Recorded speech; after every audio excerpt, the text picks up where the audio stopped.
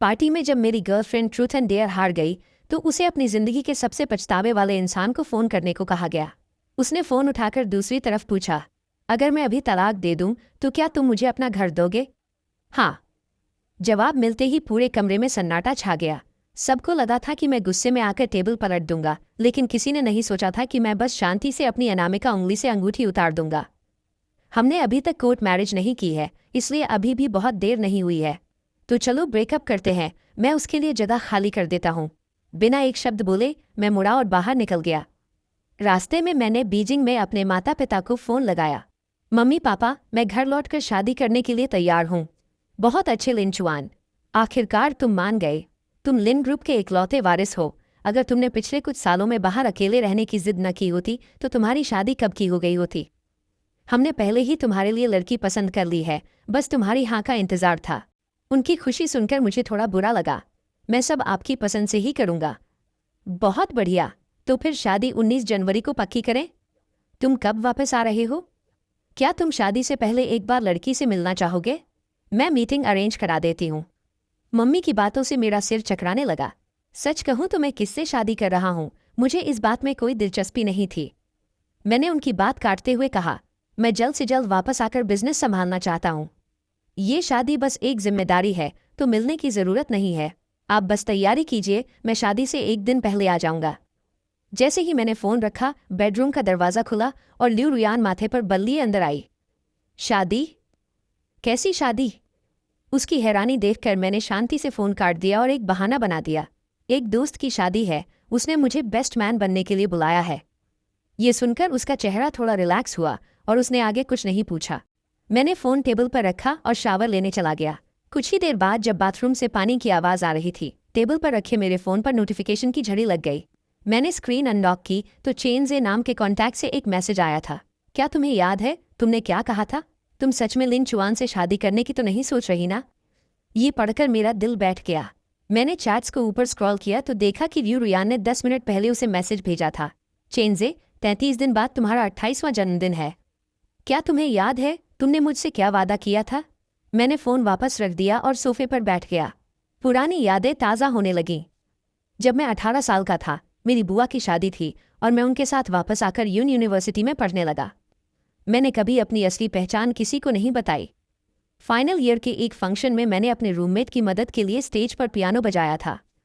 जब मैं नीचे उतरा तो देखा ल्यू रुयान सफ़ेद गाउन पहने हाथ में फूलों का गुलदस्ता लिए खड़ी थी। उसकी आंखों में एक अलग ही चमक थी।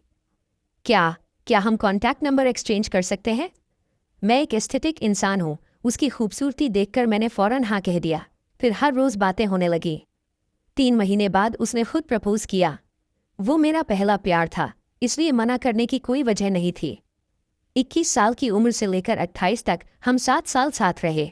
घरवाले शादी का दबाव डालते रहे, लेकिन जब भी मैंने ल्यू रुयान से शादी की बात की वो बात टाल देती थी। मुझे लगा उसे अभी शादी नहीं करनी, लेकिन आधा महीना पहले एक पार्टी में मुझे सच पता चला। ल्यू रुयान के दिल में हमेशा से उसका बचपन का दोस्त चेनजे था। चेनजे ने उसे कभी उस नज़र से नहीं देखा और उसने मुझसे रिश्ता सिर्फ इसलिए जोड़ा क्योंकि जिस रात हम मिले थे चेनजे किसी और लड़की के साथ था और स्टेज पर पियानो बजाते हुए मैं उसे थोड़ा बहुत चेनजे जैसा लगा था। सिर्फ चेनजे को जलाने और अपना दुख कम करने के लिए उसने मुझे चुना था। इन सालों में चेनजे ने कई लड़कियां बदलीं और हर बार उसके ब्रेकअप पर ल्यू रुयान उसके पास जाने की सोचती। पर इससे पहले कि वो कुछ कह पाती, चेनजे किसी नई लड़की के साथ होता। 7 साल बीत गए पर उसने इंतज़ार नहीं छोड़ा। वो चेनजे के उस मजाक वाले वादे को सच मानकर बैठी थी। रुयान, अगर 28 साल की उम्र तक हम दोनों की शादी नहीं हुई तो हम साथ रहकर देख लेंगे। अब वो साल आ गया था। मैंने उसकी चैट देखी और मुस्कुरा दिया। 33 दिन बाद चेनजे का जन्मदिन है और वही दिन मैंने अपना रिश्ता खत्म कर घर लौटने के लिए चुना है। देर रात कमरे में सन्नाटा था।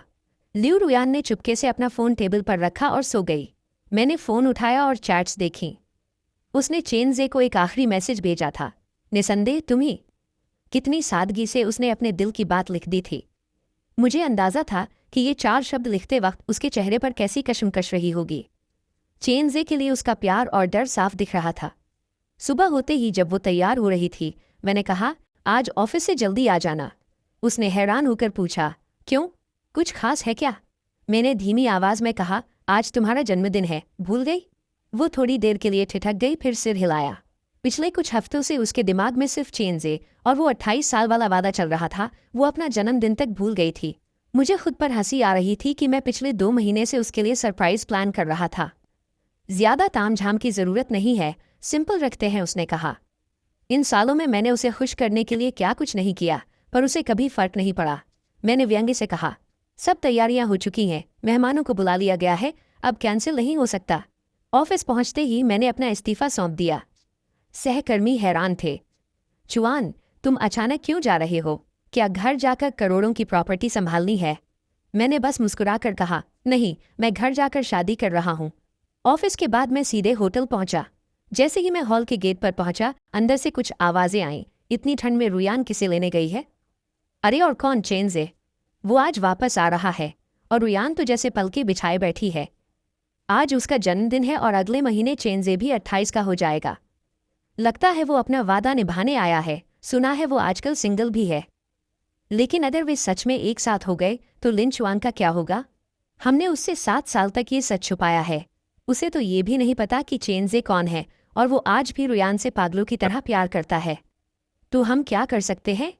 रुयान खुद ही चेंजे के प्यार में अंधी हो चुकी है।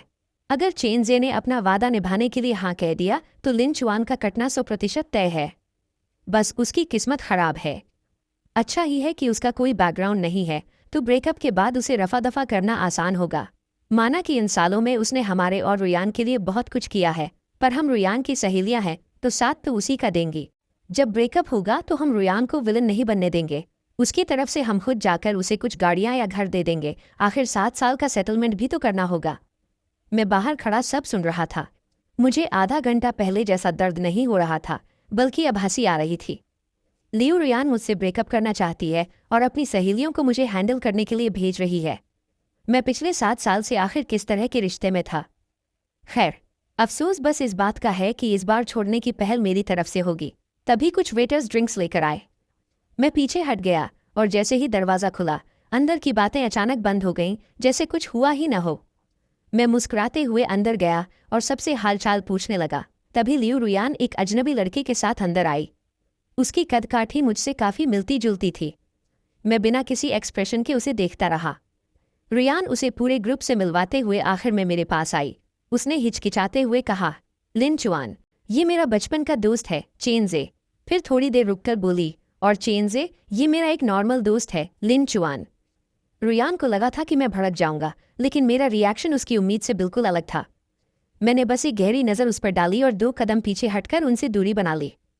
मेरे चेहरे पर एक हल्की मुस्कान थी। हेलो मिस्टर चेन, मैं रुयान का बस एक मामूली दोस्त हूँ। इंट्रोडक्शन के बाद पार्टी फिर से शुरू हो गई।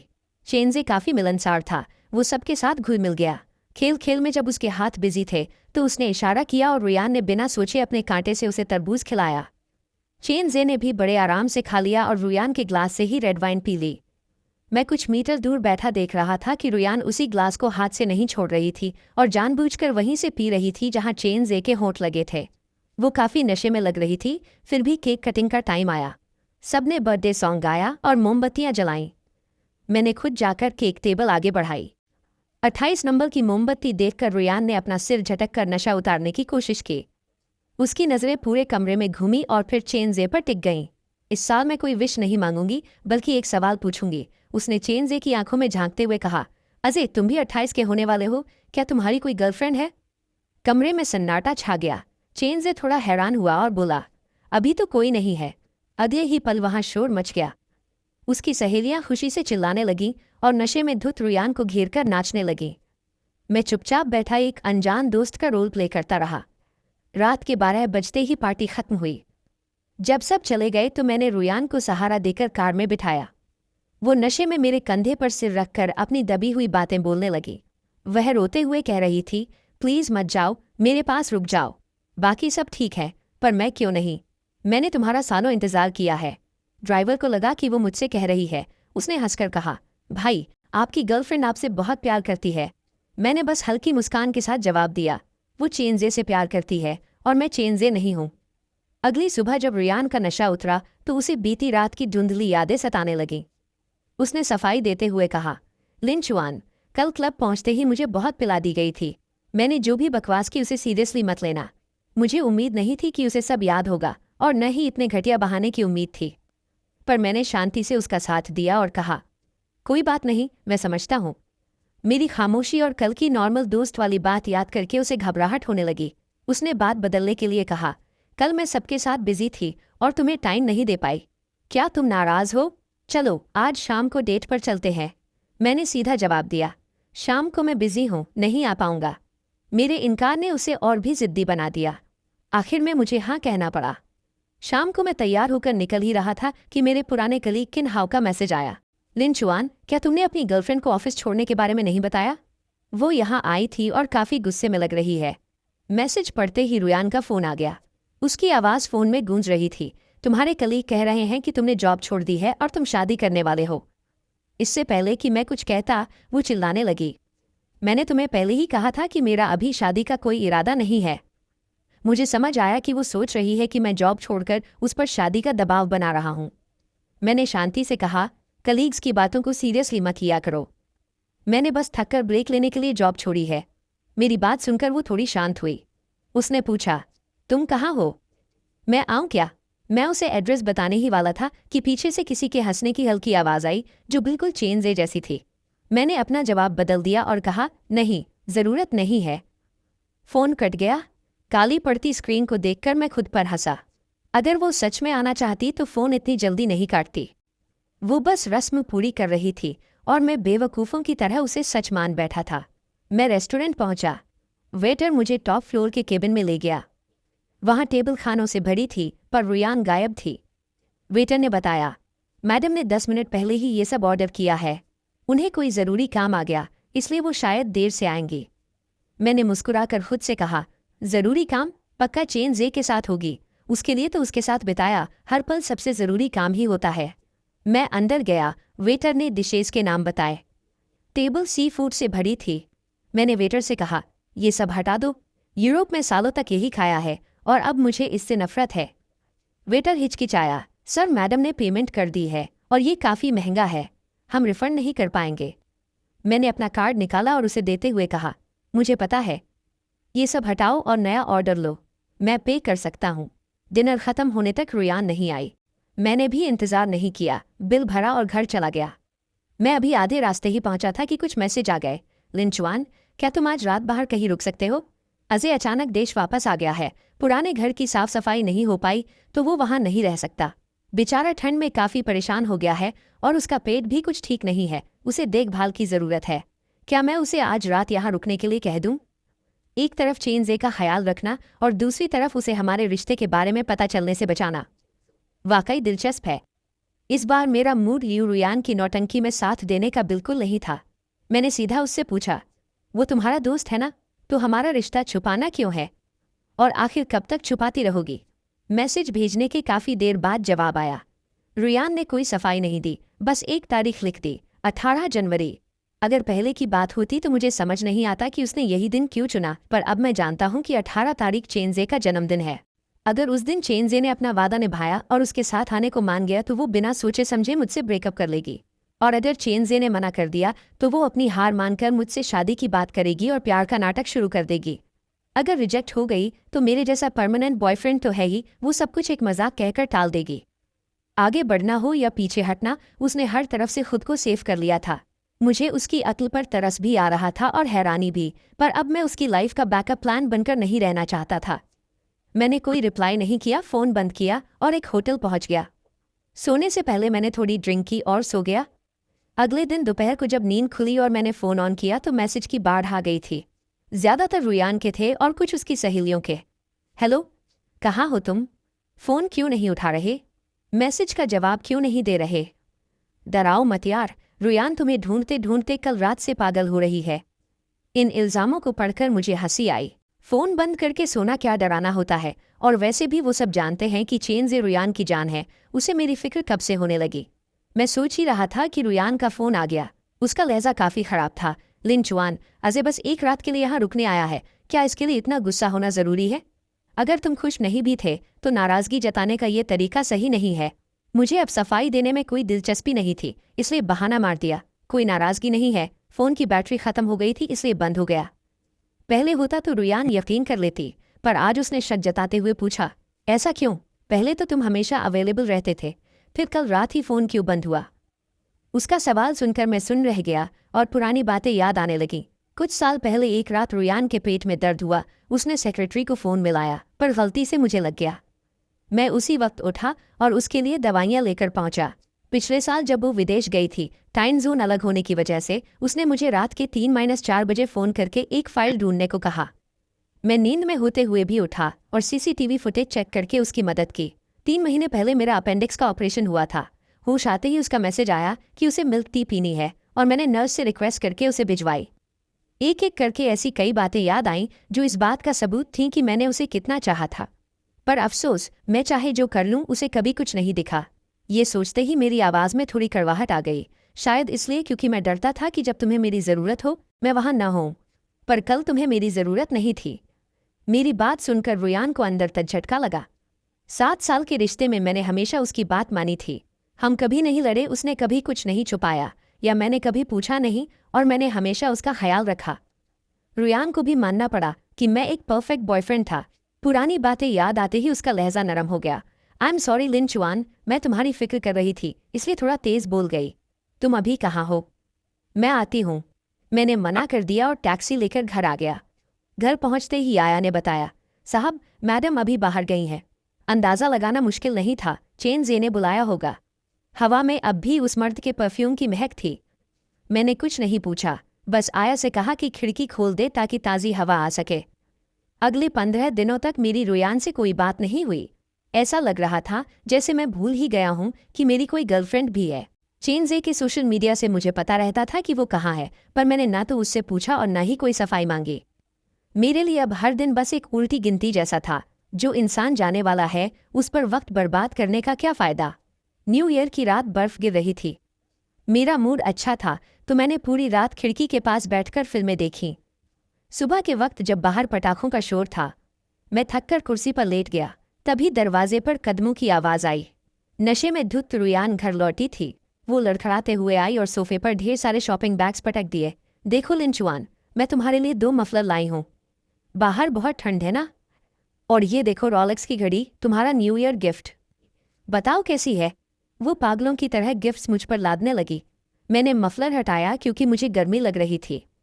वो मेरा हाथ पकड़कर माफ़ी मांगने लगी। सॉरी यार, पिछले कुछ दिनों से बहुत बिजी थी, घर नहीं आ पाई। क्या तुम फिर से नाराज़ हो? मुझे उस दिन तुम्हें रेस्टोरेंट में अकेला नहीं छोड़ना चाहिए था। लिन चुआन, प्लीज़ मुझे माफ़ कर दो। अब हम सब ठीक कर लेंगे। बोलते बोलते वो मुझे किस करने की कोशिश करने लगी। मुझे उसके मुंह से आती शराब की बदबू बर्दाश्त नहीं हो रही थी। जैसे तैसे मैंने उसे बेड तक पहुंचाया। उसके सोने के बाद मैंने लिविंग रूम साफ किया और फ़ोन चेक किया।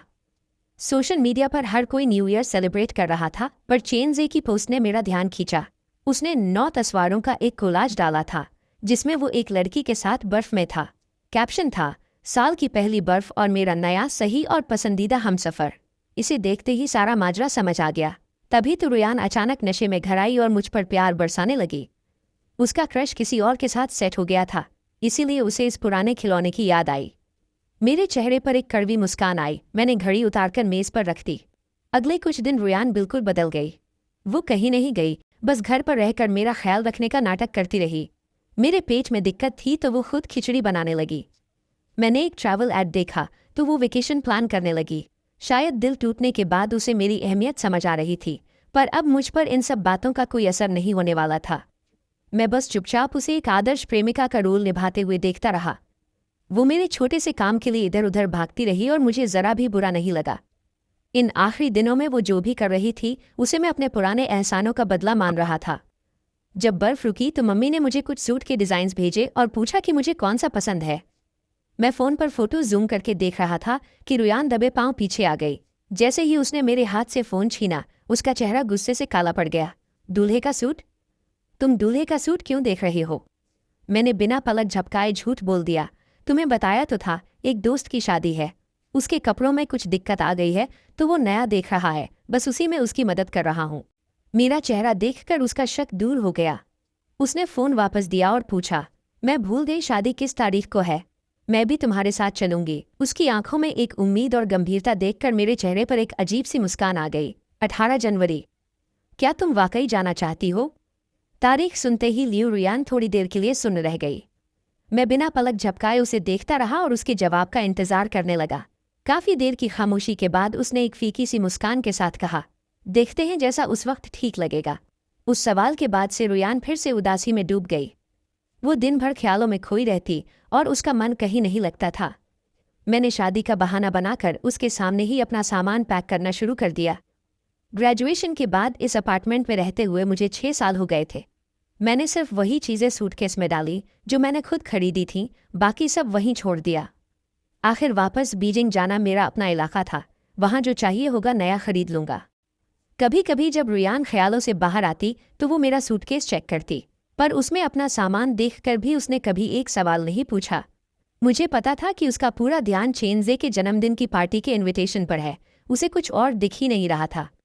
मैंने चुपके से अपनी बहुत सी पर्सनल चीज़ें फेंक दी। जब तक हमारी पुरानी कपल वाली चीज़ें वहाँ सजी हुई थीं, उसे शक भी नहीं हुआ कि मैं ये घर हमेशा के लिए छोड़ रहा हूँ। उसे लगता था कि मैं उसे इतना प्यार करता हूँ कि उसके लिए जान दे सकता हूँ, तो वो भला ये क्यों सोचती कि मैं उसे छोड़कर जा रहा हूँ। सब कुछ खत्म करने का इरादा था, इसलिए पैकिंग करना मेरे लिए बहुत आसान रहा। 18 जनवरी को आसमान में बादल छाए थे, जैसे बारिश होने वाली हो। रुयान सुबह जल्दी उठकर सोफे पर बैठ गई और लगातार अपना फ़ोन चेक करने लगी। मैं थोड़ा देर से उठा और नाश्ता करने लगा। आया ने मौसम देखकर पूछा, साहब बारिश होने वाली है, क्या एयरपोर्ट के लिए जल्दी निकलना चाहिए? ये सुनकर रुयान ने सिर उठाया और अनजाने में पूछा, एयरपोर्ट क्यों जा रहे हो? कल मुझे शादी में जाना है, तुमने कहा था कि तुम सोचकर बताओगे, तो क्या सोचा? मैंने शांति से उसे देखते हुए कैजुअल अंदाज में बात संभाली।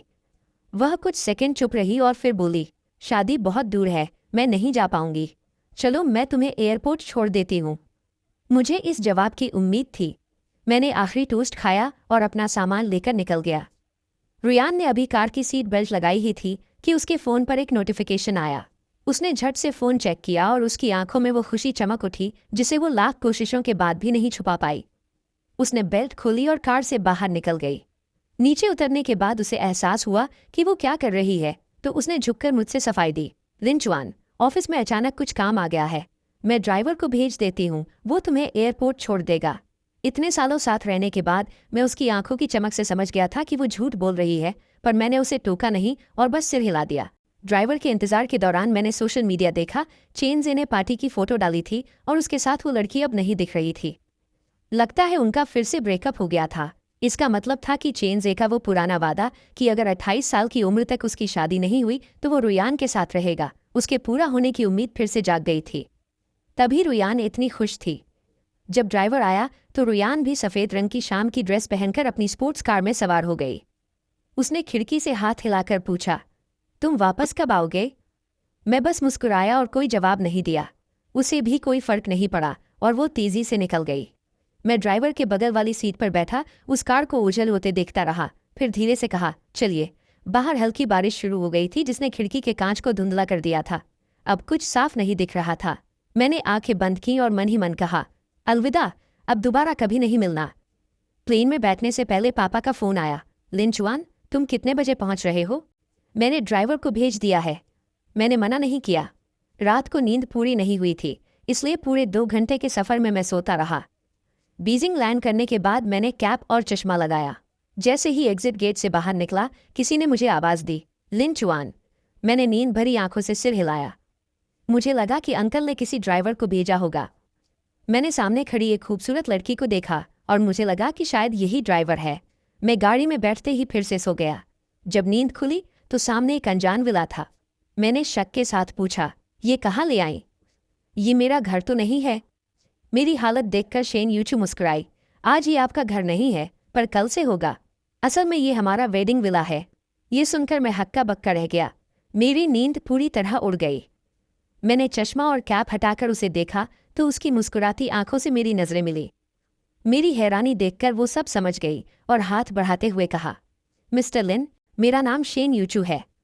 मैंने शर्मिंदगी के साथ हाथ मिलाया और कहा, सॉरी, मैं नींद में था तो पहचान नहीं पाया। मैं लिंचुआन हूँ। वो हल्के अंदाज में बोली, कोई बात नहीं, हमारे पास एक दूसरे को जानने के लिए आगे बहुत वक्त है। वहीं दूसरी तरफ रुयान पार्टी के बाहर अपनी ड्रेस की सिलवटें ठीक कर रही थी। फ़ोन वाइब्रेट हुआ। ड्राइवर का मैसेज था कि लिंचुआन प्लेन में बैठ चुका है। उसने हिचकिचाते हुए एक मैसेज किया, पहुंचकर बता देना। अपना मन पक्का करके उसने दरवाज़ा खोला। उसकी नज़रें सीधा उस शख्स पर जाकर रुकी जिसके लिए वो तड़प रही थी, चेंजे। उसे देखते ही उसकी धड़कनें तेज हो गईं। वहाँ कुछ लड़के मजाक कर रहे थे। अजय, आज तो उसे मिलवा ही दे, कब तक छुपा कर रखेगा। विश मांगते वक्त सबको सरप्राइज दे देना। रुयान को अपने पिछले बर्थडे की बात याद आई और उसे लगा कि शायद 16 साल की उम्र में किया गया वो मजाक आज सच होने वाला है। वो पूरी पार्टी में यही सोचती रही और घबराहट में काफ़ी ड्रिंक कर ली। जब केक आया तो उसके हाथ कांपने लगे। उसकी सहेलियों ने उसे घेर लिया और कानाफूसी करने लगीं। रुयान, तुम्हारा सपना सच होने वाला है, कैसा लग रहा है? रुयान बस मुस्कुराती रही। तभी एक सहेली ने उसके कंधे पर हाथ रखा और पूछा, पर अगर बात बन गई तो लिन चुआन का क्या होगा? चेनजे की पार्टी में लिन चुआन का नाम सुनते ही रुयान की मुस्कान गायब हो गई और उसे थोड़ा बुरा महसूस हुआ। उसकी सहेलियों ने उसे तुरंत चढ़ाना शुरू कर दिया। अरे छोड़ उसे, अभी ब्रेकअप कर ले। वो एक मामूली लड़का है, उसे संभालना आसान है। अगर वो तमाशा करे तो हम देख लेंगे, तू बस फिक्र मत कर। सबके उकसाने पर रुयान ने फ़ोन निकाला और कुछ टाइप किया, पर सेंड बटन पर उसकी उंगली रुक गई। उसकी सहेलियों ने उसका हाथ पकड़कर बटन दबा दिया। स्क्रीन पर उसके पहले वाले मैसेज पहुंचकर बता देना कि ठीक नीचे नया मैसेज गया, चलो ब्रेकअप करते हैं। उसी वक्त पार्टी में सबने बर्थडे सॉन्ग गाना शुरू किया। रुयान की उम्मीदों के बीच चेनजे ने हाथ जोड़कर विश मांगी। उम्मीद है मेरा 28वां साल शानदार होगा और मैं अगले साल की विश जियाजिया के साथ मांग पाऊंगा। रुयान के चेहरे का रंग उड़ गया और बाकी लोग भी हैरान रह गए। ये जियाजिया कौन है? मिलवाओ तो सही। तभी दरवाज़ा खुला और एक बेहद खूबसूरत लड़की अंदर आई। हेलो सबको, मैं चेनजे की गर्लफ्रेंड हूँ, शिया जियाजिया। पूरा कमरा शोर से भर गया और चेनजे मुस्कुराते हुए अपनी नई गर्लफ्रेंड का हाथ पकड़कर सबको अपनी लव स्टोरी सुनाने लगा।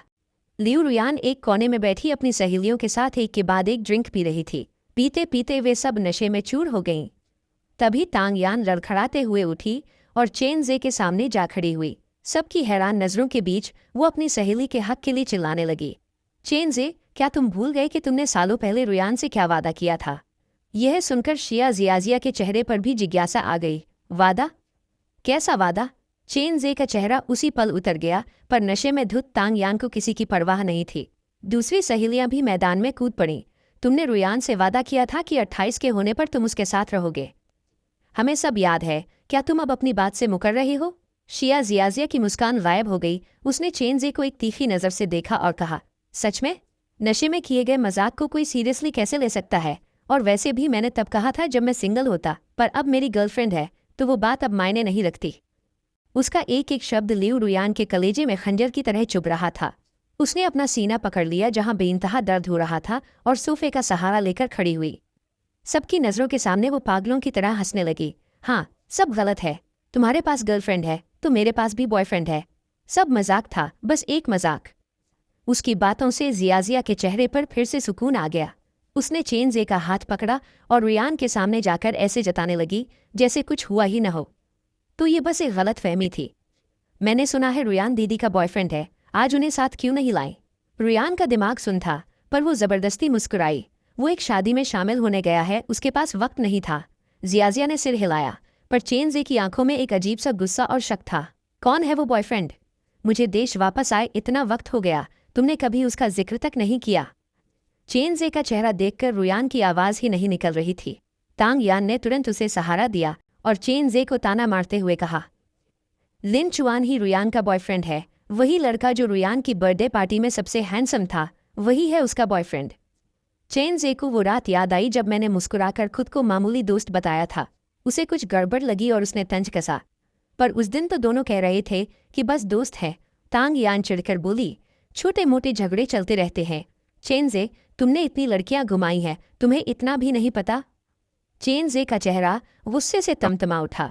उसने तांग यान को घूर कर देखा और बोला, बात हजम नहीं हो रही? मैंने दुनिया देखी है, इसलिए पूछ रहा हूँ। अगर तुम सब कह रही हो कि वही बॉयफ्रेंड है तो क्यों ना मैं उसे फ़ोन लगाऊं? मुझे भी तो अपने नए जीजाजी से जान पहचान करनी चाहिए। रुयान और उसकी सहेलियों के चेहरे उसी पल काले पड़ गए। उन्हें अभी अभी भेजा गया वो ब्रेकअप मैसेज याद आ गया।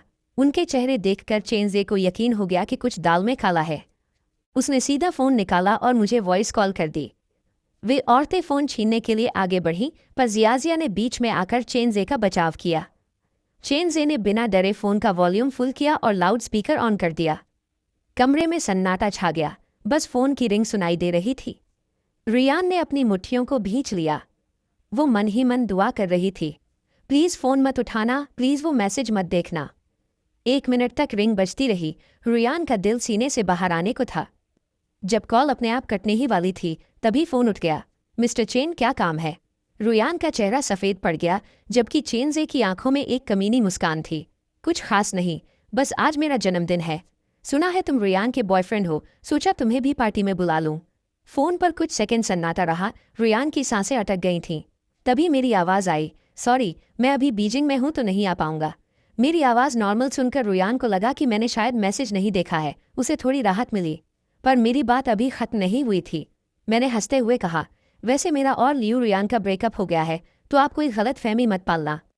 चेनजे हैरान हुआ, पर उसकी आवाज़ में मज़ा लेने वाला अंदाज था। ब्रेकअप कब हुआ? मैंने जवाब दिया, अभी थोड़ी देर पहले, करीब 10 मिनट हुए होंगे। मुझे उसका ब्रेकअप मैसेज मिला है। वहाँ खड़े लोग अपनी हंसी रोकने की कोशिश करने लगे। चेनजे ने मज़े लेते हुए रियान और उसकी सहेलियों को देखा और कहा, ठीक है, मैं ये खबर उन तक पहुँचा दूंगा। मैंने आगे कहा, शुक्रिया मिस्टर चेन, आपको आपके 28वें जन्मदिन की बहुत बहुत बधाई, और उम्मीद है कि प्यार करने वालों को मंजिल मिले। मैंने जानबूझकर 28वें साल पर जोर दिया ताकि सबको समझ आ जाए कि मुझे अंदर की पूरी बात पता है। किसी की हिम्मत नहीं हुई कि कुछ पूछे। फ़ोन कट गया और कमरे में 5-6 मिनट तक मौत जैसा सन्नाटा रहा। आखिर में जियाजिया ने बात संभालने के लिए रुयान को ड्रिंक ऑफर की। रुयान ने एक ही सांस में ग्लास खाली किया, उसे मेज़ पर पटका और अपनी सहेलियों के साथ वहां से निकल गई। बाहर निकलते वक्त उसने जियाजिया को किसी से कहते सुना, अजय, क्या ये मिस्टर लिन बीजिंग वाले लिन है? सुना है कि वो वहीं से है। क्यों, क्या हुआ? कुछ नहीं, बीजिंग के लिन परिवार का नाम सुना सुना लग रहा है। शायद मेरा वहम होगा। पार्टी से बाहर आते ही सहेलियां रियान को दूसरे केबिन में ले गईं और ढाढ़स बंधाने लगीं। रियान, अच्छा ही हुआ जो चेनजे से पीछा छूटा। इसकी 7 सालों में इतनी गर्लफ्रेंड रही हैं कि इसकी शादी में उनके लिए अलग से 10 टेबल लगानी पड़ेंगी। ऐसे प्लेबॉय से शादी करके कोई सुखी नहीं रहता। लिन चुआन ही तेरे लिए बेस्ट है। हाँ, लिन चुआन तो चेनजे से हर मामले में बेहतर है। वो बस आज गुस्से में था, इसलिए उसने ऐसा कहा। तू घर जाकर उसे मना लेना, वो तुझसे इतना प्यार करता है कि मान जाएगा। सहेलियों की बातों से रियान को थोड़ी तसल्ली मिली। उसने फ़ोन निकाला और बहुत सोच समझकर एक मैसेज टाइप किया, लिन चुआन, मैं बस दोस्तों के साथ गेम खेल रही थी। टास्क ये था कि बॉयफ्रेंड को ब्रेकअप का मैसेज भेजो और फिर किसी और से फ़ोन करवाकर उसका रिएक्शन देखो। तुम इसे सच मत मान लेना। तुम बीजिंग पहुंच गए, होटल मिल गया, या शादी की तैयारियों में बिजी हो। कल वापस आओगे या परसों? मैं तुम्हें लेने आऊँ क्या? जब ये मैसेज आया तब मैं शेन यूचू को वेडिंग ड्रेस ट्राई करते हुए देख रहा था। मैंने मैसेज पढ़ा और मेरी हंसी छूट गई। वाह, मौके पर ही क्या कहानी बनाई है। दिमाग तो तेज है, पर अफसोस कि अब मैं इसकी एक बात पर भी यकीन नहीं करने वाला। साफ दिख रहा है कि चेनजे ने जब इसे सबके सामने रिजेक्ट किया तो अपनी इज्जत बचाने के लिए अब मेरे पास आ रही है। मुझे उस कॉल के बारे में सोचकर अफसोस हुआ कि काश मैं वहां मौजूद होता और रुयान का उतरता हुआ चेहरा देख पाता। मैंने एक ठंडी सांस ली। शेन यूचू ने मुझे देखा और पूछा, क्या हुआ? क्या ये ड्रेस अच्छी नहीं है? मैं दूसरी मंगवाती हूँ। नहीं, ड्रेस बहुत अच्छी है, बस शादी की वजह से एक अच्छा तमाशा देखने से चूक गया, उसी का अफसोस है। तमाशा? कैसा तमाशा? मुझे बताओगी? मेरा मन तो था बताने का, पर होने वाली पत्नी के सामने एक्स गर्लफ्रेंड की बातें करना ठीक नहीं था। मैंने बात घुमाते हुए कहा, अरे कुछ नहीं, शंघाई के कुछ पुराने दोस्त किसी के बर्थडे पर कुछ गड़बड़ कर बैठे हैं, बस वही था। चलो हम अपनी शादी की तैयारियों पर ध्यान देते हैं। शेन यूचू को लगा कि शायद मैं और कुछ नहीं बताना चाहता, इसलिए उसने भी ज्यादा सवाल नहीं किए और लिविंग रूम से कुछ मीठा लेकर आई। शायद तुम्हें भूख लगी होगी, पहले कुछ खाकर पेट भर लो, फिर काम खत्म होते ही मैं तुम्हें बाहर लेकर चलूंगी। तुम्हारा कुछ खास खाने का मन है? वाकई मुझे काफ़ी भूख लगी है। मैंने यूचू से उसकी पसंद पूछी, सब नोट किया और बाहर जाकर इंतज़ाम करने लगा। ऑर्डर देते समय मैं ख्यालों में खो गया। जो जानकारी मुझे मिली थी उसके हिसाब से शेन यूचू बीजिंग के मशहूर शेन ग्रुप की तीसरी बेटी है और मुझसे 2 साल छोटी है। उसकी एक बड़ी बहन उससे 2 साल बड़ी है और सबसे बड़ी बहन उससे 5 साल बड़ी है, जो फिलहाल शेन ग्रुप की वाइस प्रेसिडेंट है। यूचू की परवरिश बड़ी बहन की देखरेख में हुई है, इसीलिए वो इतनी शालीन और तमीज़दार है। पिछले कुछ सालों से लिन और शेन परिवार के रिश्ते काफ़ी गहरे हुए हैं और घर वालों ने हर तरफ से जांच परख करने के बाद ही इस रिश्ते का प्रस्ताव रखा था। मेरी माँ का कहना था कि यूचू ने मेरी फ़ोटो देखते ही शादी के लिए हाँ कर दी थी, जैसे उसे मैं पहली नज़र में पसंद आ गया था। हालांकि मुझे माँ की इस पहली नज़र के प्यार वाली बात पर यकीन नहीं था, क्योंकि मैं तो बस अपना पिछला रिश्ता ख़त्म करके घर वालों की खुशी के लिए वापस आया था। मेरे दिमाग में इस शादी को लेकर कोई खास जज्बात नहीं थे। मैंने तो बस यही सोचा था कि निभ गई तो ठीक, वरना तलाक ले लेंगे। पर एक दोपहर साथ बिताने के बाद, भले ही हम अभी पूरी तरह घुले मिले नहीं थे, फिर भी मुझे एहसास हो गया कि मेरी मंगेतर वाकई लाजवाब है। खूबसूरती में तो वो बेमिसाल थी ही, पर उसका स्वभाव भी बहुत कोमल और समझदार था। वो हर काम सलीके से करती थी और उसे दुनियादारी की अच्छी समझ थी। कुल मिलाकर इस अचानक मिली मंगेतर से मैं काफ़ी खुश था। मेरे लिए ये किसी सरप्राइज से कम नहीं था। लगता है मेरे मम्मी पापा की पसंद वाकई दाद देने लायक है। रात भर शराब पीने के बाद लियू रुयान की जैसे ही नींद खुली, उसने सबसे पहले अपना फ़ोन चेक किया कि मेरा कोई रिप्लाई आया या नहीं। 10 घंटे बीत चुके थे, पर चैट बॉक्स अब भी खाली था। रुयान ने अपनी आंखें मली और गुस्से में फ़ोन दीवार पर दे मारा, जिससे सबकी नींद खुल गई। उसे इतना भड़का हुआ देखकर सहेलियों का नशा उतर गया। उन्हें लगा कि शायद लिन चुआन अब भाव खाने लगा है। फिक्र मत कर रुयान, हम तेरे साथ चलते हैं और उसे मनाकर वापस ले आएंगे। सहेलियों के दिलासे से रुयान का मूड थोड़ा ठीक हुआ। बार से निकलते ही वे सब सीधे एयरपोर्ट की तरफ भागी।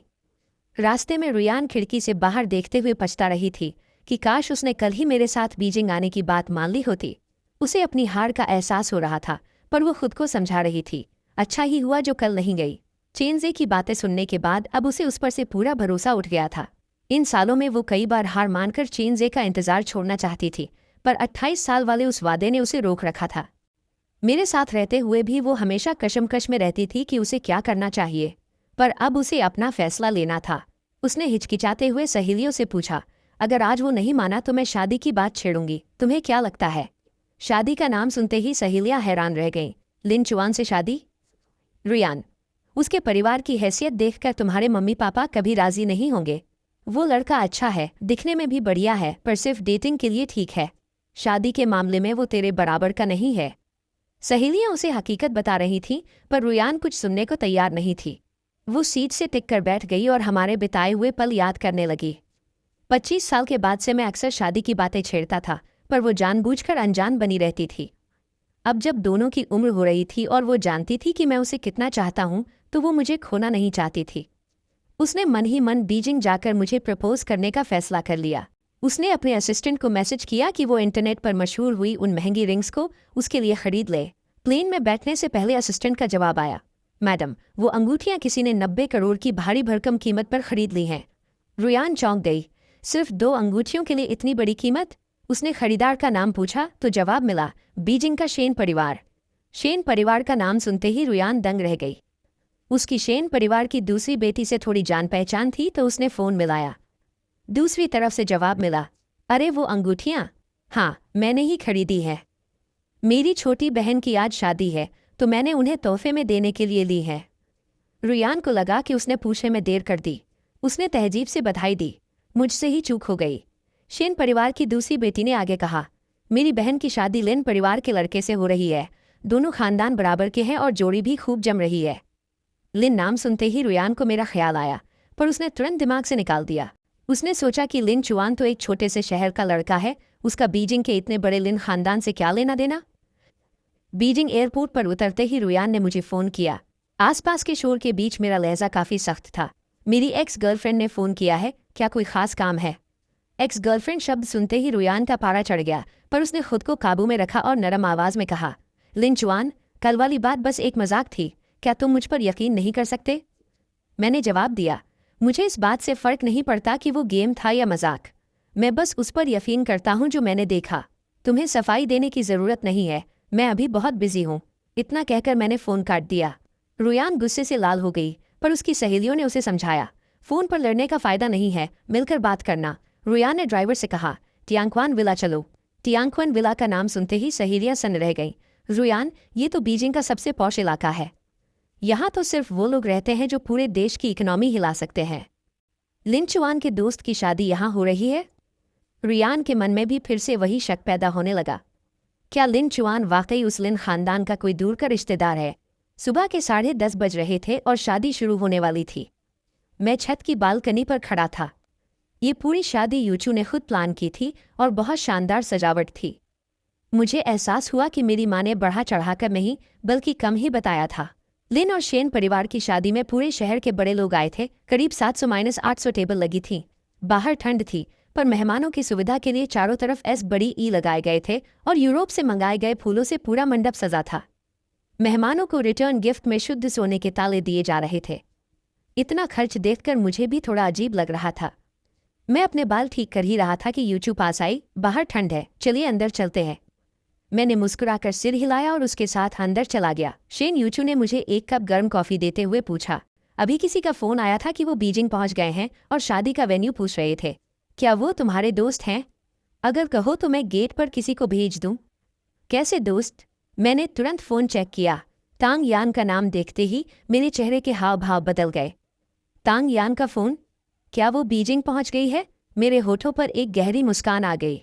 किसी को भेजने की जरूरत नहीं है, वो खुद रास्ता ढूंढ लेंगे। वैसे भीड़ बहुत ज्यादा है और आसपास के पहाड़ों पर रिपोर्टर्स भी छिपे होंगे। बेहतर होगा कि सिक्योरिटी बढ़ा दी जाए ताकि कोई तमाशा न हो। शेन यूचू ने बिना सवाल किए बात मान ली। जाने से पहले उसने शादी की अंगूठियां मेरे हाथ में थमा दी। उसके कमरे से बाहर जाते ही मैं अपनी हंसी नहीं रोक पाया। लियू रुयान वाकई मेरी शादी का तमाशा देखने यहाँ तक चली आई थी। मैंने रिंग बॉक्स खोला। उन अंगूठियों को देखते ही मैं ठिठक गया। ये वही अंगूठियां हैं जो मैंने 2 महीने पहले एक मैगजीन में देखी थी और रुयान को दिखाई थी। उस वक्त मैंने सोचा था कि एक दिन घुटनों पर बैठकर उसे प्रपोज करूंगा, पर किसे पता था कि सिर्फ 15 दिनों में उसकी और चेंजे की असलियत सामने आ जाएगी। जिस शादी और अंगूठियों का इंतजार था वो आज मेरे पास थी। बस दुल्हन बदल गई थी और ये बदलाव मेरे हक में सबसे अच्छा था। अब मुझे उन 7 सालों के लिए कोई मलाल नहीं था। बस इस बात की खुशी थी कि मैं वक्त रहते वहां से निकल आया। सुबह के ठीक 11 बजे शादी शुरू हुई। हजारों मेहमानों की मौजूदगी में शेन साहब अपनी बेटी का हाथ पकड़कर स्टेज तक आए और उसे मेरे हवाले कर दिया। जब अंगूठियां बदलने का वक्त आया और मैं यूचू को रिंग पहनाने ही वाला था, तभी नीचे शोर मच गया। मैंने मुड़कर देखा, वहां लियू रुयान थी। वो पागलों की तरह सिक्योरिटी गार्ड्स को धक्का देकर आगे बढ़ रही थी। उसकी सहेलियां भी मेरा नाम चिल्लाते हुए पीछे पीछे आ रही थीं। इस हंगामे ने सबका ध्यान खींच लिया। मेहमानों की फुसफुसाहट और नजरों के बीच में बिल्कुल शांत खड़ा रहा। रुयान के चेहरे पर गुस्सा और हैरानी साफ थी। मैंने यूचू से माफी मांगते हुए कहा, ये शंघाई के कुछ पुराने दोस्त हैं, क्या मैं कुछ मिनट लेकर इन्हें समझा सकता हूँ? यूचू ने हिचकिचाते हुए सिर हिलाया। मैंने गार्ड्स को इशारा किया कि उन्हें छोड़ दें। मैं दूल्हे के लिबास में रुयान के सामने खड़ा था। उसने चीखते हुए पूछा, तुमने कहा था कि तुम दोस्त की शादी में जा रहे हो, क्या वो दोस्त तुम खुद थे? मैंने हंसी दबाते हुए कहा, अक्सर जब लोग कहते हैं कि मेरा एक दोस्त है तो उनका मतलब खुद से ही होता है। रुयान गुस्से से कांप रही थी। क्या इसीलिए तुमने मुझसे छुपकर शादी कर ली? छुपकर? रुयान, लिन और शेन परिवार की शादी की खबरें 1 महीने से इंटरनेट पर हैं। क्या तुम आजकल ऑनलाइन नहीं रहती? लिन शेन शब्द सुनते ही रुयान ने झटके से दुल्हन की तरफ देखा। यूचू का चेहरा उसकी बड़ी बहन जैसा था जिसे रुयान पहचानती थी। उसकी आंखें फैल गईं और वो हकलाने लगी। शेन, यूचू की शादी लिन चुआन से हो रही है, तो फिर लिन चुआन कौन है? उसके पीछे खड़ी तांग यान भी चीख पड़ी, लिन चुआन, तुम बीजिंग के लिन परिवार से हो। मैंने शांति से अपना परिचय दिया। सही पहचाना, मैं बीजिंग लिन ग्रुप का वारिस हूँ। लिन आग्नेय और ये सीइंग का इकलौता बेटा। शेन, यूचू का पति। अब भी कोई शक है? वहां सन्नाटा छा गया। शंघाई में ये लड़कियां रईस होंगी, पर राजधानी बीजिंग में लिन और शेन परिवार के सामने उनकी कोई हैसियत नहीं थी। काफी देर बाद रुयान ने लड़खड़ाती आवाज में पूछा, तुमने पहले क्यों नहीं बताया? तुमने भी तो बहुत कुछ छुपाया था रुयान, जैसे वो 28 साल वाला वादा। मेरा जवाब सुनकर उसका चेहरा सफेद पड़ गया। वो सफाई देने की कोशिश करने लगी। लिन चुआन, मैं चेनजे को भूल नहीं पाई थी, पर इन 7 सालों में। उसकी बात बीच में ही काटते हुए शेन यूचू ने गार्ड से कहा, इन्हें बाहर ले जाइए। फिर उसने मेरा हाथ थामकर बड़े प्यार से कहा, लिन चुआन, अभी इन बातों का वक्त नहीं है। शादी के बाद हम इन्हें अलग से खाने पर बुला लेंगे, मेहमान इंतजार कर रहे हैं। मैं यूचू के इस फैसले से हैरान था। पियानो की धुन फिर से गूंज उठी। हमने अंगूठियां बदलीं और फूलों की बारिश के बीच ये रस्म पूरी हुई। सूरज की रोशनी यूचू के खूबसूरत चेहरे पर चमक रही थी। मैंने पीछे मुड़कर नहीं देखा और अपने नए भविष्य की ओर कदम बढ़ा दिए। रात को जब थकान उतरी तो मैंने यूचू से बात करने का सोचा। आज जो कुछ हुआ, क्या तुम उसके बारे में कुछ पूछना चाहती हो? यूचू ने अपनी आंखें पोंछते हुए मुझे देखा। अगर तुम बताना चाहो तो मेरे पास बहुत सवाल है, अगर नहीं बताना चाहो तो कुछ नहीं पूछना। मैं दंग रह गया। मुझे एहसास हुआ कि यह लड़की वाकई खास है। तुम्हें डर नहीं लगा कि उन लोगों के साथ मेरा क्या रिश्ता था या आगे क्या होगा? यूचू शांति से बोली, जिज्ञासा और डर दोनों हैं, पर वो अब जरूरी नहीं है। जरूरी यह है कि हमारी शादी हो गई है और अब हम साथ हैं। तुम जो भी शेयर करोगे मुझे खुशी होगी। अगर नहीं करोगे तो भी मैं समझ सकती हूँ।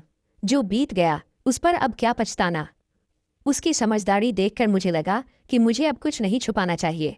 स्टेज पर जो थी वो मेरी एक्स गर्लफ्रेंड थी। हम 7 साल साथ थे। मैं उससे शादी करना चाहता था, पर उसे कोई और पसंद था। जब मुझे सच पता चला तो मैं बीजिंग वापस आ गया। मम्मी पापा शादी के लिए दबाव बना रहे थे तो मैंने हाँ कह दी। उसे मेरी असलियत नहीं पता थी, इसलिए वो यहाँ तमाशा करने आ गई। यूचू ने मुस्कुराकर पूछा, कल ब्रेकअप और आज शादी, ये थोड़ा जल्दबाजी नहीं हो गई? मैंने बेफिक्री से कहा, शायद, पर हमारी शादी तो एक बिजनेस डील है। दुनिया के सामने हम पति पत्नी रहेंगे, इतना काफी है। यूचू के चेहरे पर एक फीकी मुस्कान आई। तो तुम्हें फर्क नहीं पड़ता कि तुम्हारी पत्नी कैसी है? ज्यादा नहीं, मेरा मकसद बस लिन ग्रुप को संभालना है। ये सुनकर यूचू का दिल थोड़ा बैठा, पर उसने सिर हिला दिया। उधर रियान और उसकी सहेलियों को गार्ड्स ने घसीटकर विला से बाहर निकाल दिया था। उनकी सारी रईसी मिट्टी में मिल गई थी। विला की सीढ़ियों के नीचे रिपोर्टर्स खड़े थे जो इस इंटरनेशनल बेइज्जती को कैमरों में कैद करने के लिए तैयार थे। कुछ समझदार रिपोर्टर्स ने लियू रुयान को तुरंत पहचान लिया और चिल्लाते हुए उसकी तरफ भागे। लियू मिस, क्या आप भी शेन मिस और मिस्टर लिन की शादी में इनवाइटेड थीं? आपकी हालत कुछ ठीक नहीं लग रही, क्या अंदर कुछ अनहोनी हुई है? एक रिपोर्टर के पीछे पूरी भीड़ कैमरा और माइक लेकर टूट पड़ी। रुयान का मूड पहले ही खराब था, ऊपर से खुद को इस तरह बेइज्जत होते देख वो आग बबूला हो गई। उसने सामने खड़े रिपोर्टर को धक्का दिया, 2-3 कैमरे पटक कर तोड़ दिए और वहां से निकल गई। उसी रात लियू रुयान द्वारा पत्रकारों से मारपीट की खबर हेडलाइंस में थी। लियू ग्रुप की साख रातों रात मिट्टी में मिल गई और उनके खिलाफ निगेटिव खबरों की बाढ़ आ गई। लियू परिवार ने पैसा पानी की तरह बहाया, पर खबरें दब नहीं पाईं। तभी चेनजे का फोन आया। रियान होटल के कमरे में खुद को बंद करके शराब पी रही थी। हेलो रियान, मैंने न्यूज़ में देखा कि शेन परिवार की जिससे शादी हुई है वो लिन चुआन है। क्या वो वाकई लिन खानदान का वारिस है? रियान ने कड़वाहट से कहा, हाँ है। अब क्या? चेनजे की आवाज़ में एक लालच भरी चमक थी। जियाजिया ने मुझे बताया कि लियू, तांग, चेन और शिया परिवारों का जो बड़ा जॉइंट प्रोजेक्ट है उसका फाइनल फैसला बीजिंग से होना है। तुमने उसके साथ 7 साल बिताए हैं, क्या तुम उससे बात करके ये प्रोजेक्ट हमें दिलवा सकती हो? रियान का दिमाग भले ही शून्य था, पर वो पूरी तरह पागल नहीं हुई थी। उसने ठंडी हंसी के साथ कहा, मदद मांगू? वो शेन यूचू से शादी कर चुका है, अब वो मेरी मदद क्यों करेगा? चेनजे ने बेशर्मी से कहा, 7 साल का साथ था यार, कुछ तो पुरानी यादें होंगी ही। तुम कोशिश तो करो। तुम्हारे डैड का अभी फ़ोन आया था, वो कल वाले तमाशे से बहुत गुस्से में है। अगर ये प्रोजेक्ट मिल गया तो उनका गुस्सा ठंडा हो जाएगा और वो तुम्हें माफ़ कर देंगे। रियान का मन थोड़ा डोला। उसने कोई पक्का वादा तो नहीं किया, पर कोशिश करने की बात कहकर फ़ोन रख दिया। उसने बाथरूम जाकर चेहरा धोया ताकि नशा कम हो सके। कुछ देर बाद तांग यान कमरे में आई और वे दोनों उस प्रोजेक्ट को लेकर प्लानिंग करने लगी। रुयान खिड़की के बाहर बीजिंग की ऊंची इमारतों को देख रही थी। ये प्रोजेक्ट बहुत बड़ा था और बीजिंग से लेकर शंघाई तक की बड़ी ताकतें इसे हथियाना चाहती थीं। उसे पता चला कि इस प्रोजेक्ट की हेड लिन जियाओ है, जो मेरी सगी बुआ है। अगर उनके जरिए रास्ता मिल जाए तो काम आसान हो जाएगा। रुयान ने फैसला किया कि वो इस प्रोजेक्ट के बहाने एक बार फिर मुझसे मिलने की कोशिश करेगी। शादी के अगले दिन कोर्ट मैरिज की औपचारिकताएं पूरी करने के बाद मैं सीधा लिन ग्रुप के हेड ऑफिस पहुंचा और वाइस प्रेसिडेंट का पद संभाला। पापा ने अपने सबसे भरोसेमंद सेक्रेटरी और असिस्टेंट्स मेरी टीम में लगा दिए ताकि मैं जल्दी काम सीख सकूं। फाइलों और रिपोर्ट्स में मैं इतना खो गया कि पता ही नहीं चला कि कब रात के 8 बज गए। पूरी बिल्डिंग में सिर्फ मेरे केबिन की लाइट जल रही थी। तभी शेन यूचू अंदर आई। तुम यहाँ? यूचू ने मुस्कुराते हुए कहा, आज हमारी शादी का दूसरा दिन है। कायदे से तो मुझे हनीमून की छुट्टियों पर होना चाहिए था। मुझे याद आया कि सुबह जब मैंने ऑफिस जाने की बात कही थी तो उसके चेहरे पर एक अजीब सा भाव आया था। अब मुझे समझ आया कि वो क्या सोच रही थी। मैंने शर्मिंदा होकर कहा, पहली बार शादी हुई है ना, तो एक्सपीरियंस नहीं था कि ये सब छुट्टियां भी ज़रूरी होती हैं। वैसे हनीमून और सेलिब्रेशन तो आम कपल्स के लिए होता है, हमारी तो बिजनेस डील है, तो शायद इसकी ज़रूरत नहीं। यूचू की आंखों में एक पल के लिए उदासी दिखी, पर उसने तुरंत खुद को संभाल लिया। तुम बिजी हो तो सेलिब्रेशन छोड़ सकते हैं, पर हम पति पत्नी तो हैं ही। क्या लिन वीपी एक डिनर के लिए वक्त निकाल सकते हैं? उसने मजाक में कहा, तो मैं भी मुस्कुरा दिया। हम एक मशहूर वेस्टर्न रेस्टोरेंट पहुंचे। डिनर का वक्त था और हम देर से आए थे, इसलिए केबिन खाली नहीं थे। मुझे भूख लगी थी तो यूचू की मर्जी से हम हॉल में ही खिड़की के पास एक कोने में बैठ गए। यूचू ने मेन्यू मुझे दिया और वहाँ की मशहूर डिशेज के बारे में बताया। मैंने अपनी पसंद की 4-5 चीज़ें ऑर्डर की और मेन्यू उसे वापस दिया। यूचू ने अपने लिए कुछ अलग से ऑर्डर नहीं किया। तुम और कुछ नहीं मंगाओगी? मेरा स्वाद शायद तुम्हें पसंद ना आए। उसने सिर हिलाया और मेरी आंखों में देखते हुए कहा, अब हम साथ हैं तो रोज़ एक ही मेज़ पर खाना खाएंगे। जो तुम्हें पसंद है मैं भी उसे ट्राई करना चाहती हूँ। हमने शादी की है, खुद को बेचा नहीं है। तुम्हें जो पसंद हो या जो कहना हो तुम बेझिझक कह सकते हो। हम हर बात पर चर्चा कर सकते हैं। हर बात पर? क्या हनीमून कैंसिल करने पर भी चर्चा हो सकती है? मुझे लगा वो कुछ बड़ा मांग लेगी, पर उसने फिर से हनीमून की बात छेड़ दी। तुम वाकई जाना चाहती हो? हमने शादी के लिए बहुत मेहनत की है और मैं थोड़ा आराम करना चाहती हूँ। साथ ही दोनों परिवार चाहते हैं कि हम एक दूसरे को जल्दी समझें। हनीमून उसके लिए अच्छा मौका है। तुम्हें क्या लगता है? उसकी ईमानदारी भरी बातों के सामने मेरे सारे बहाने धरे के धरे रह गए। यूचू एक बेहतरीन पत्नी थी जो मेरी हर बात का सम्मान करती थी। हनीमून मेरे लिए भले ही मायने न रखता हो, पर मैं उसका दिल नहीं तोड़ना चाहता था, इसलिए मैंने हाँ कह दी। मेरा जवाब सुनकर वो खिल उठी। रुयान पूरे दिन लिन ग्रुप की बिल्डिंग के नीचे मेरा इंतजार करती रही। जब हम रेस्टोरेंट पहुंचे तो वो भी पीछे पीछे आ गई। वो मुझसे अकेले में बात करना चाहती थी, पर पूरे डिनर के दौरान मैं अपनी सीट से नहीं उठा। मैं और यूचू हंस हंस कर बातें कर रहे थे, एक दूसरे को खाना सर्व कर रहे थे। ये सब देखकर रुयान अंदर ही अंदर जल रही थी। 2 घंटे तक उसके सामने खाना रखा रहा, पर उसने एक निवाला भी नहीं चखा। उसकी नज़रें बस मेरे मुस्कुराते चेहरे पर टिकी थीं। जब मैं वॉशरूम जाने के लिए उठा तो रुयान तुरंत मेरे पीछे आई और गैलरी में मुझे रोका। लिन चुआन, तुमने शेन यूचू से शादी के लिए हाँ क्यों की? मैंने मुड़कर देखा। मेरी आंखों में हैरानी थी। जहाँ तक मुझे याद है हमारा ब्रेकअप हो चुका है। मैं शादी करूं या न करूं, इससे तुम्हें क्या लेना देना? मेरे इस रूखे बर्ताव से रुयान को लगा कि मैं उसे नीचा दिखा रहा हूं। लिन और शेन परिवार की शादी 1 महीने पहले तय हुई थी। तब हमारा ब्रेकअप नहीं हुआ था, यानी तुमने पहले ही अपना दूसरा इंतजाम कर लिया था। मैंने उसे शांत नज़रों से देखा। मैंने 1 महीने पहले ही बीजिंग वापस आकर शादी करने का फैसला कर लिया था, पर तुम्हें बुरा क्यों लग रहा है? तुम 7 साल पहले से चेनजे के लिए मुझसे ब्रेकअप करने की प्लानिंग कर रही थी, तो अगर मैंने 1 महीने पहले अपने भविष्य के बारे में सोच लिया तो इसमें गलत क्या है? रुयान के पास कोई जवाब नहीं था। उसने मुट्ठियां भींच लीं और पछतावे के साथ बोली, मेरे और उसके बीच वैसा कुछ नहीं था जैसा तुम सोच रहे हो। मैं जानती हूँ वो मुझे पसंद नहीं करता, पर वो वादा मेरे दिल में एक बोझ बन गया था। मैं तुम्हारे साथ रहना चाहती थी। मैं तो तुम्हें प्रपोज करने वाली थी, रिंग तक ले ली थी। लिन चुआन, क्या तुम मुझ पर एक बार भरोसा नहीं कर सकते? शायद चेनजे ने तुम्हें लात मार दी, इसीलिए तुम्हें इस बैकअप की याद आ रही है, मैंने कड़वाहट से कहा। दुख की बात यह है कि मेरी शादी हो चुकी है। रुयान, बेहतर होगा कि तुम चेनजे को ही प्रपोज करो, शायद वो मान जाए। मेरा तंज सुनकर वो और भी टूट गई। उसने मेरा हाथ पकड़ने की कोशिश की, पर मैं पीछे हट गया। मैंने उसे कभी प्यार नहीं किया, मैं बस बेवकूफ़ थी। उस रात के बाद मुझे एहसास हुआ कि मुझे तुम्हारी आदत हो गई है। मैं वाकई तुमसे शादी करना चाहती थी। मुझे उसकी बातों पर अब घिन आ रही थी। तुम्हें गुस्सा है कि चेनजे ने तुम्हें इस्तेमाल किया और छोड़ दिया। तुम्हें लगता है कि तुम्हारी 7 साल की तपस्या बेकार गई और तुम खुद को बेचारी समझ रही हो। पर क्या तुमने कभी सोचा है कि तुम और चेनजे एक जैसे ही हो? उसने तुम्हें लटका कर रखा और तुमने मुझे। तुम सब एक ही थाली के चट्टे बट्टे हो। तुम मेरे सामने ये पहचानने में गलती हो गई या पछतावे का नाटक करने की ज़रूरत नहीं है। मेरे इन शब्दों ने लियू रुयान के चेहरे का सारा खून निचोड़ लिया। वो बिल्कुल सफ़ेद पड़ गई। मुझे उसकी हालत से कोई फर्क नहीं पड़ रहा था और मैं इस बहस को आगे नहीं खींचना चाहता था। मैं मुड़कर हॉल की तरफ जाने लगा, पर जैसे ही हम एक दूसरे के पास से गुजरे रुयान खुद को रोक नहीं पाई और उसने मेरा हाथ पकड़ लिया। मेरे सब्र का बांध अब टूट चुका था। मैंने झटके से अपना हाथ छुड़ाया। उस छीना झपटी में ऊपर छत पर लगा हुआ भारी भरकम झूमर चरमराकर टूटा और सीधा मेरे सिर की तरफ गिरने लगा। खतरा देखते ही रुयान ने बिना सोचे मुझे एक तरफ धक्का दे दिया। एक जोरदार धमाका हुआ और वो लोहे का भारी झूमर सीधा उसके कंधे पर जा गिरा। मैं कुछ मीटर दूर जा गिरा था, जहां तभी शेन यूचू भागती हुई आई। उसकी नज़र ज़मीन पर पड़ी रुयान पर गई, जो दर्द से तड़प रही थी।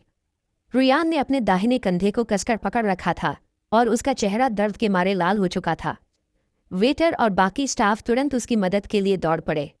शेन यूचू ने घबराकर मुझसे पूछा कि कहीं मुझे चोट तो नहीं लगी। जब उसे यकीन हो गया कि मैं बिल्कुल ठीक हूँ, तब उसने राहत की सांस ली और मेरा हाथ थामकर मुझे वहां से ले गई। हम दोनों को साथ जाते देख जमीन पर पड़ी रुयान ने अपने होंठ भींच लिए।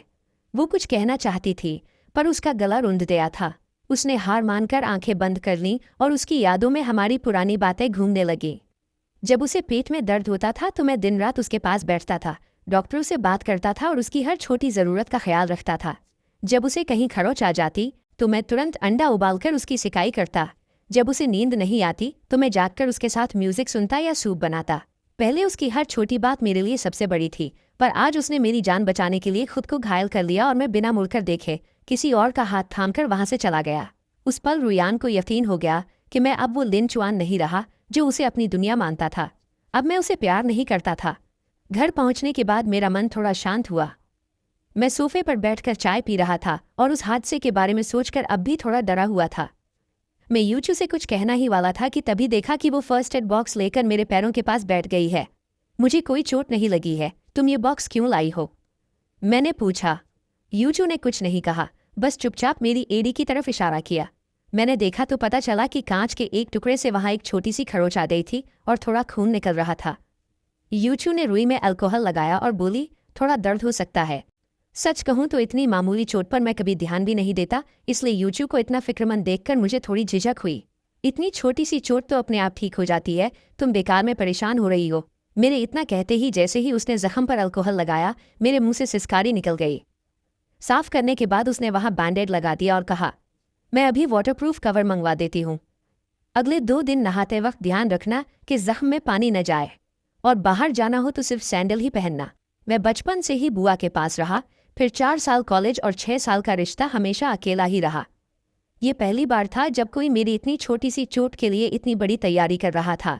माहौल को थोड़ा हल्का करने के लिए मैंने मजाक किया, इतनी मेहनत की ज़रूरत नहीं है, जब तक तुम्हारा सामान आएगा तब तक तो जख्म ही भर जाएगा। यूचू ने अपनी नज़रें उठाकर मुझे देखा, उसके चेहरे पर एक अजीब सी गंभीरता थी। आज तुम्हें जो भी खरोंच आई है वो मेरी लापरवाही की वजह से है। मुझे बुरा लग रहा है, चोट चाहे छोटी हो, दर्द तो होता ही है। मैं नहीं चाहती कि इतना सब होने के बाद तुम्हें ज़रा सी भी तकलीफ हो। शायद मैं थोड़ी ज़्यादा फिक्र कर रही हूँ, पर सावधानी में कोई बुराई नहीं है। मेरी बात मान लो। उसकी आवाज़ में इतनी सच्चाई और उसकी आंखों में जो हल्का सा पछतावा था, उसने मेरे दिल के तारों को छेड़ दिया। मेरा दिल जोर से धड़कने लगा। मैं उसकी आंखों में नहीं देख पाया और बस सिर हिलाकर हाँ कह दी। यूचू के जाने के बाद तांग यान का फ़ोन आया। लिन चुआन, तुम इतने पत्थर दिल कैसे हो सकते हो? रुयान ने तुम्हारी जान बचाने के लिए इतनी गहरी चोट खाई और तुम उसे देखने तक नहीं आए? उसके इस बेमतलब के इल्ज़ाम पर मुझे गुस्सा आ गया। मैंने ठंडी हंसी के साथ कहा, अगर वो मुझे ज़बरदस्ती रोकती नहीं तो वो झूमर मेरे सिर पर गिरता ही नहीं। उसे चोट लगी है तो ये उसके अपने किए का फल है, इसमें मेरी क्या गलती? तांग यान चिल्लाई, जो भी हो, आखिरी वक्त पर उसने तुम्हें धक्का देकर बचाया तो सही। क्या तुम्हें पुरानी यादों का ज़रा भी एहसास नहीं है? मुझे उसकी इन बातों पर हंसी आ रही थी। मैंने बात ख़त्म करने के लिए झूठ बोल दिया। मेरा भी मन था आने का, पर मेरे पैर में भी गहरी चोट आई है और मैं अभी चल नहीं सकता। फ़ोन पर सन्नाटा छा गया। फिर उसने गला साफ करते हुए नरम आवाज़ में कहा, ठीक है, अगर नहीं आ सकते तो कोई बात नहीं, पर एहसान तो चुकाना होगा। मैंने सुना है 1 महीने बाद यूनेडाओ प्रोजेक्ट की लॉन्चिंग पार्टी है। तुम बस अपने सेक्रेटरियान ने कोई सफाई नहीं दी, बस एक तारीख लिख दी, 18 जनवरी। अगर पहले की बात होती तो मुझे समझ नहीं आता कि उसने यही दिन क्यों चुना, पर अब मैं जानता हूँ कि 18 तारीख चेनजे का जन्मदिन है।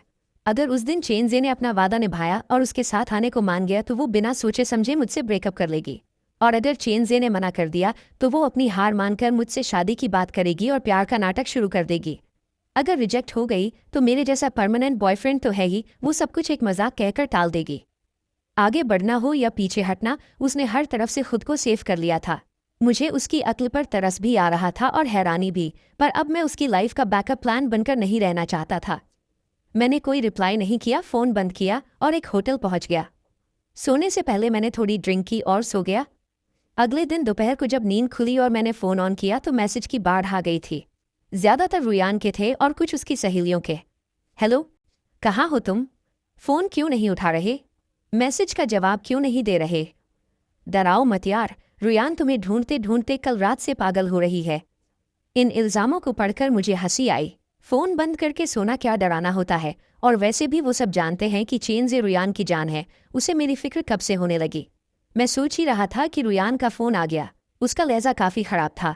लिन चुआन, अजय बस एक रात के लिए यहाँ रुकने आया है, क्या इसके लिए इतना गुस्सा होना ज़रूरी है?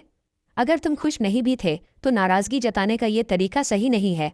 मुझे अब सफाई देने में कोई दिलचस्पी नहीं थी, इसलिए बहाना मार दिया। कोई नाराज़गी नहीं, मुझे तो उल्टा उनसे बहुत कुछ सीखना है ताकि मैं उनके पीछे न रह जाऊं। उसकी बात सुनकर शेन परिवार वाले भी खुश हो गए और मेरी माँ की खुशी का तो ठिकाना ही नहीं रहा। वो हंसी मजाक में बोली, तुम दोनों बस ऐसे ही साथ रहो तो हम खुश हैं, और अगर जल्दी से कोई पोता पोती मिल जाए तो मज़ा ही आ जाएगा। बड़ों की ये बातें सुनकर मेरे कान लाल हो गए। यूचू ने मेरा चेहरा देखा और बहाना बनाकर मुझे गार्डन की तरफ ले गई। बाहर की ठंडी हवा में जाकर मेरी जान में जान आई और मेरा चेहरा फिर से नॉर्मल हुआ। शेन यूचू के होठों पर एक हल्की सी मुस्कान आई और उसने बात पलट दी। क्या तुम कल शाम की उस पार्टी में जाओगी? हाँ, जाऊंगा। आखिर लियू रुयान को इनविटेशन मैंने ही भिजवाया है, तो मुझे वहां रहकर देखना होगा कि वो अब क्या खिचड़ी पका रही है।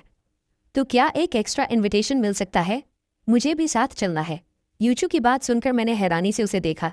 प्रोजेक्ट तो अच्छा है, पर तुम और बड़ी बहन तो आजकल युआन चुआन वाले काम में बिजी हो ना? क्या इतने बिजी शेड्यूल में भी तुम इस प्रोजेक्ट की टोह लेना चाहती हो? वो समझ गई कि मैं मजाक कर रहा हूँ। उसने पलके झपकाते हुए जवाब दिया, मेरा मकसद प्रोजेक्ट नहीं है। त्योहारों का सीजन है और मैं खाली हूँ, तो सोचा तुम्हारे साथ थोड़ा घूम लूंगी। मैंने मुस्कुराकर सिर हिलाया।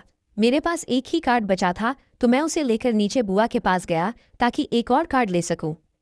शाम के 7 बजे बीजिंग के सबसे बड़े होटल में पार्टी शुरू हुई।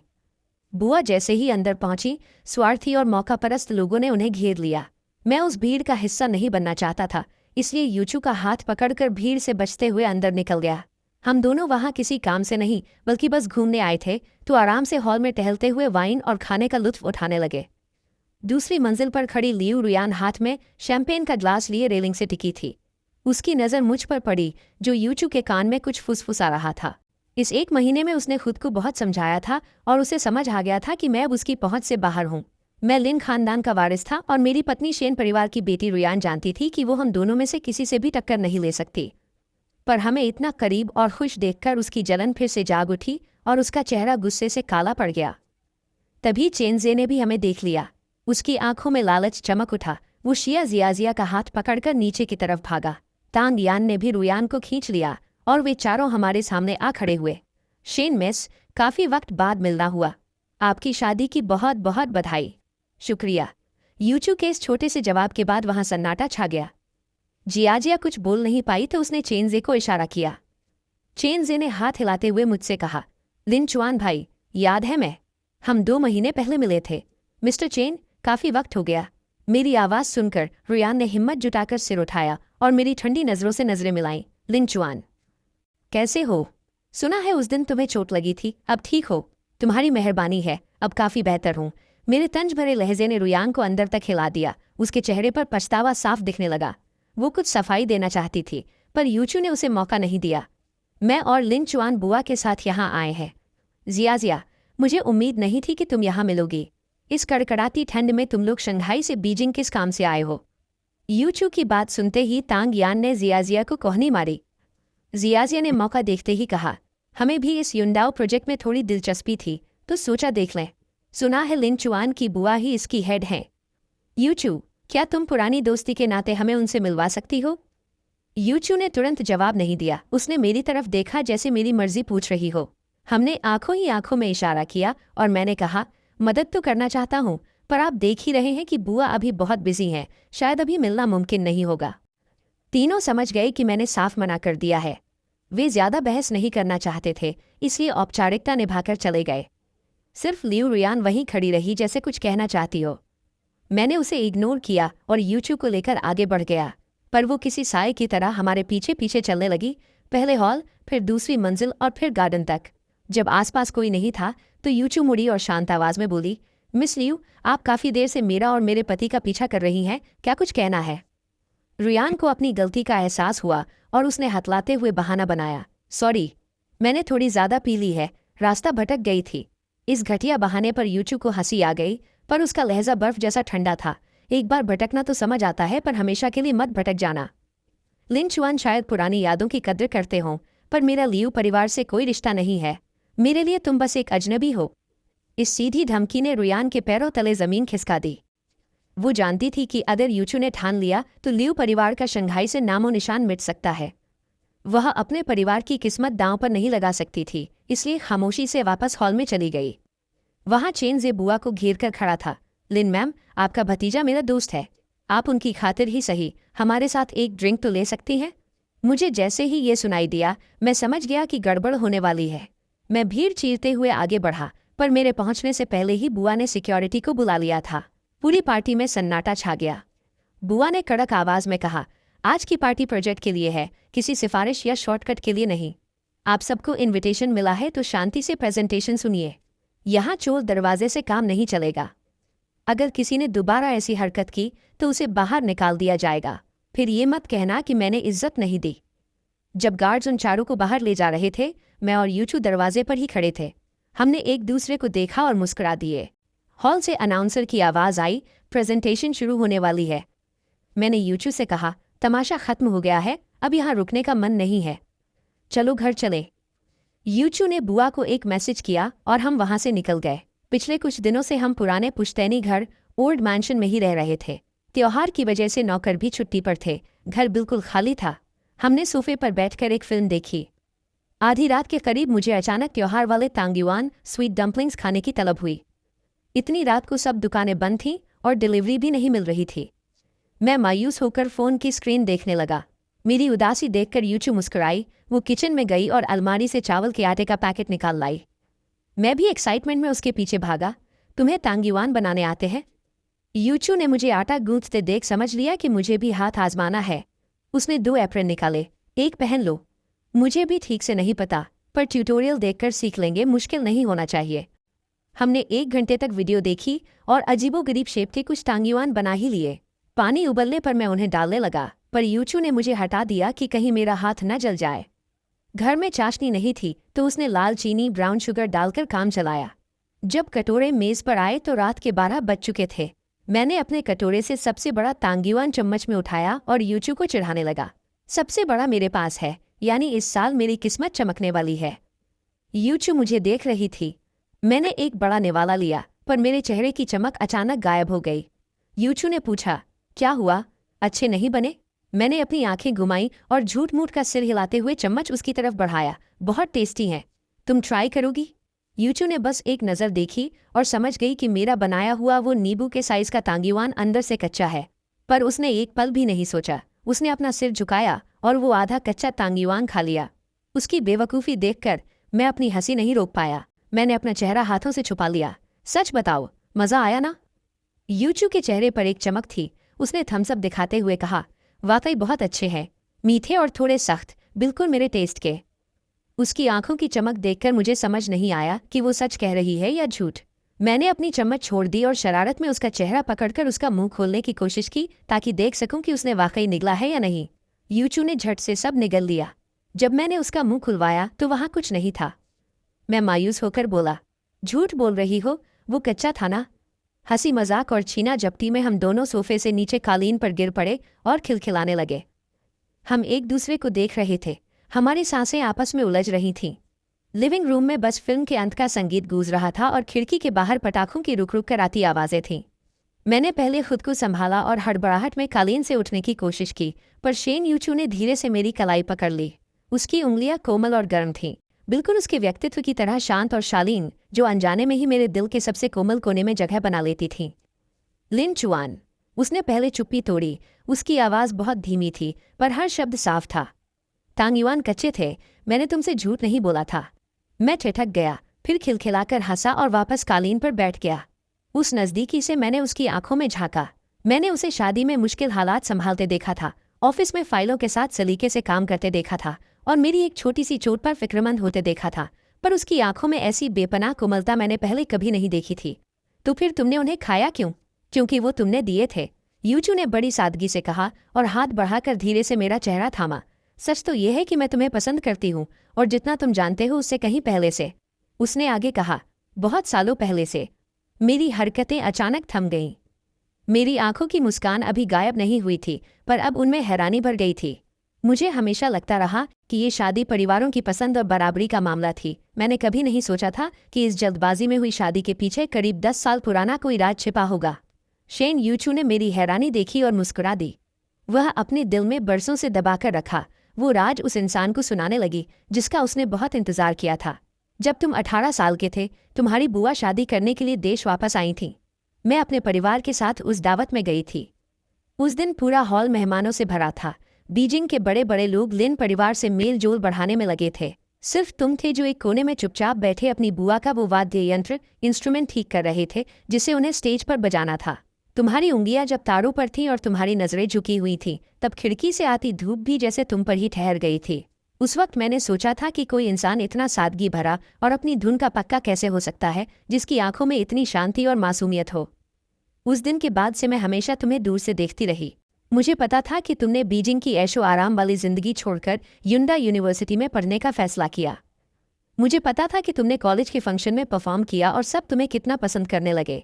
मुझे ये भी पता था कि तुम एक बहुत लंबे रिश्ते में हो और तुमने अपनी सारी कोमलता और सब्र किसी और पर न्योछावर कर दिया है।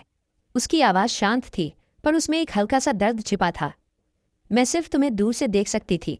पास आने की न तो हिम्मत थी और न ही कोई हक। मैं बस सोशल मीडिया पर तुम्हारी पसंद नोट कर लेती और दूसरों से तुम्हारे बारे में जो कुछ सुनने को मिलता उसे दिल में संजो लेती। तुम्हें किसी और को 7 साल तक प्यार करते देखा और उन 7 सालों में मैंने तुम्हारा इंतजार किया। इसीलिए जब तुम्हारी मम्मी मेरे पास शादी का प्रस्ताव लेकर आई तो मैंने एक सेकंड भी नहीं सोचा। मैं कभी लिन ग्रुप के वारिस से शादी नहीं करना चाहती थी, न ही मुझे किसी बिजनेस पार्टनर की तलाश थी। शुरू से आखिर तक मेरा मकसद सिर्फ तुम थे, लिन चुआन। उसने अपनी नज़रें उठाईं और मेरी कांपती हुई नज़रों से मिला दी। उसकी आंखों में इतनी मोहब्बत थी कि जैसे छलक जाएगी। मैंने 10 साल इंतजार किया ताकि मुझे एक बार हक से तुम्हारे पास खड़े होने और तुम्हारा ख्याल रखने का मौका मिल सके। मेरी धड़कनें बेकाबू हो गईं और आंखों में नमी छा गई। 7 साल के उस पिछले रिश्ते में मैं हमेशा देने वाला और इग्नोर किया जाने वाला इंसान था। मुझे लगता था कि मेरी वफादारी की किस्मत में सिर्फ धोखा लिखा है, पर मैंने कभी नहीं सोचा था कि कोई ऐसा भी है जिसने मुझे बिना बताए मेरी हर छोटी बात को दिल में जगह दी और 10 साल तक मुझसे खामोश मोहब्बत की। आज मुझे उन सब इत्तफाकों का जवाब मिल गया था। उसे पता था कि मैं सी फूड नहीं खाता। उसे पता था कि देर रात काम करते वक्त मुझे शहद वाला गर्म पानी चाहिए। उसे पता था कि मेरे शांत स्वभाव के पीछे एक जिद्दी और संवेदनशील इंसान छिपा है। ये कोई कुदरती बात नहीं थी। उसने सालों तक मेरे बारे में एक एक बात याद की थी। मैंने धीरे से उसे अपनी बाहों में भर लिया, जैसे डर हो कि कहीं ये कोई सपना न हो। मैंने अपना सिर उसके बालों पर टिकाया और रुंधे हुए गले से कहा, यूचू, मुझे माफ़ कर देना, मैं आने में बहुत देर कर दी।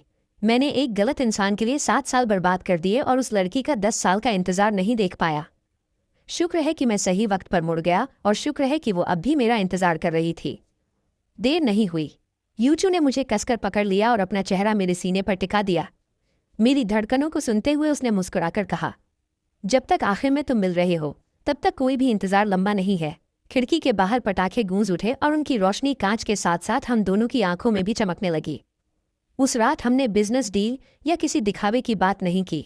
हमने बस सोफे पर बैठकर वो आधे कच्चे तांगयुआन खाए और उन सालों की बातें की जो हमने एक दूसरे के बिना गुजार दिए थे।